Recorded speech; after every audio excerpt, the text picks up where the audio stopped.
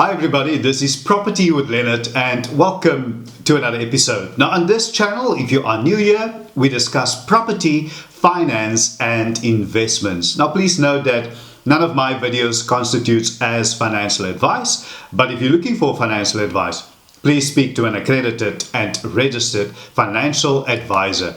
Now your home is one of your biggest purchases, so it makes sense that you'd want to protect your investment and perhaps personalize it as well. Now, many homeowners look for ways to increase the value of their homes, and a common and efficient way of doing so is through upgrades, which is pretty obvious. And this can be an excellent way to not only boost the eventual selling price, but also make a home more enjoyable for the family. So in this episode, I'm going to share with you 8 surprising things that will actually decrease your property value. And yes, it actually exists. I want you to look at it from a seller and a buyer's perspective. Now, there are quite a lot to cover on this topic, and I might be missing out on some key things. But as always, if you are a regular viewer, you are welcome to add them in the comment section below. So don't be shy. We love interactions here. The first one that I would like to point out is location.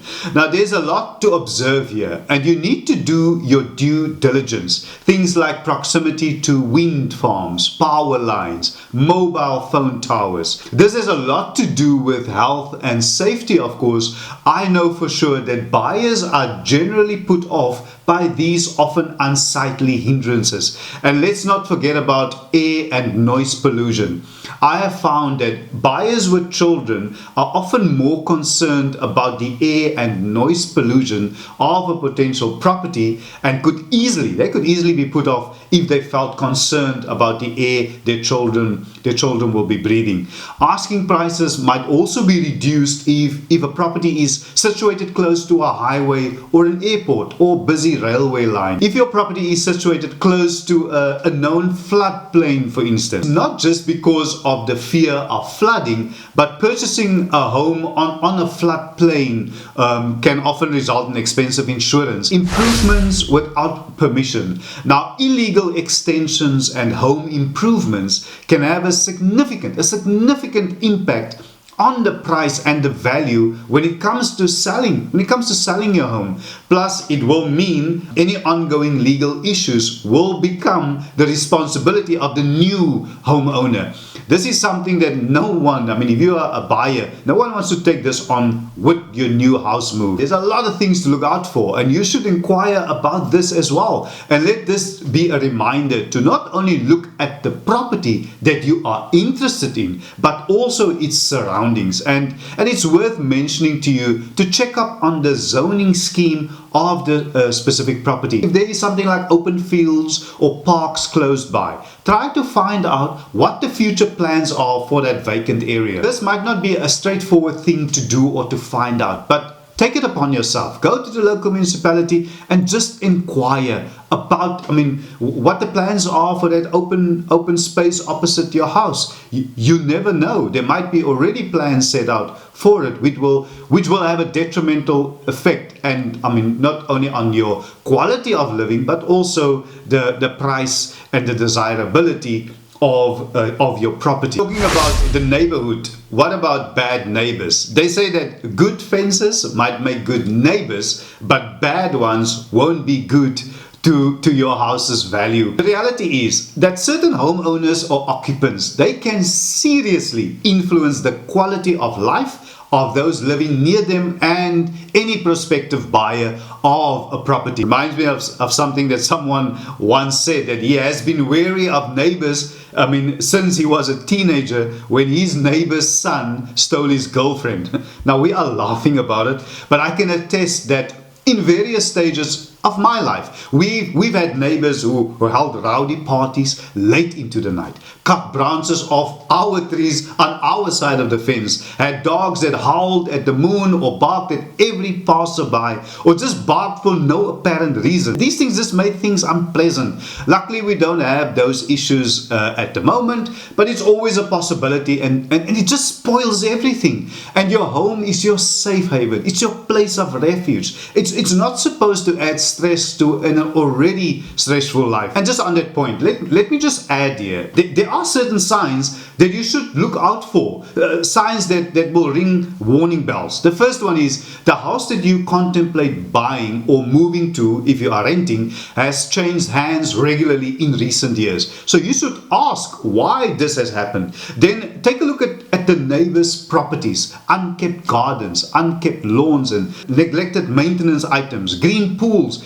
Any sign that the property is being neglected should indicate that this might be a less than desirable tenant. Another thing that has the possibility of decreasing your property value is DIY projects. Unless you know what you are doing, do-it-yourself projects might not save you money in the long run. If you plan to live in your home for many years to come, then these types of upgrades are not as much of an issue, as a decade or more of use and enjoyment will be their own return on your investment. But if you plan to sell within a few years or sooner, then you need to think very carefully before taking the plunge.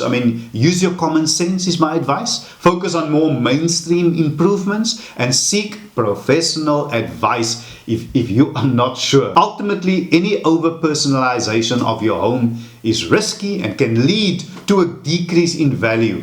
So find a balance between what you want and what would appeal to a majority of potential buyers. The next one on my list is bright and bold paint colors. Now, bright and bold paint colors don't appeal to everyone and can even turn off a potential buyer who might lack a bit of vision. If you do love bright colors, and there's absolutely nothing wrong with that, different strokes, as they say, for different folks, my advice to you is give a fresh coat of paint with more neutral tones before you put your property on the market. Another one that you should be wary of, and that is amalgamating bedrooms to create a bigger room.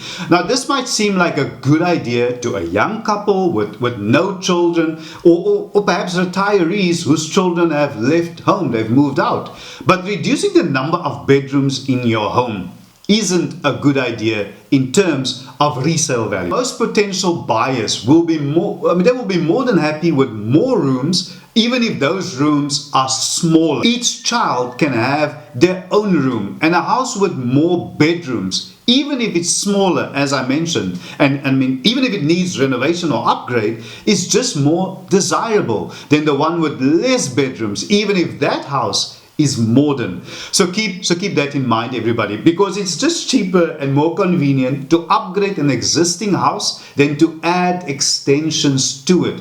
Another one that was initially a surprise to me, and that is too much carpeting. Now, most buyers would be happy with carpets in bedrooms, even if it isn't quite to their taste. But carpeting throughout is likely to put off many people, especially as carpets are quick to show signs of damage. What I've noticed, on the contrary, is that hardwood floors, especially those in good condition, can actually increase the sale price of a home. And lastly, removing closets. Now, for most people, there is no such thing as too much storage or space in a house. And having more wardrobes and storage areas than other homes is in fact a big selling point. So think long and hard before you're removing a closet in favor of another upgrade, like increasing the size of a bathroom or a bedroom. If you are planning on selling soon, or buying, or even considering a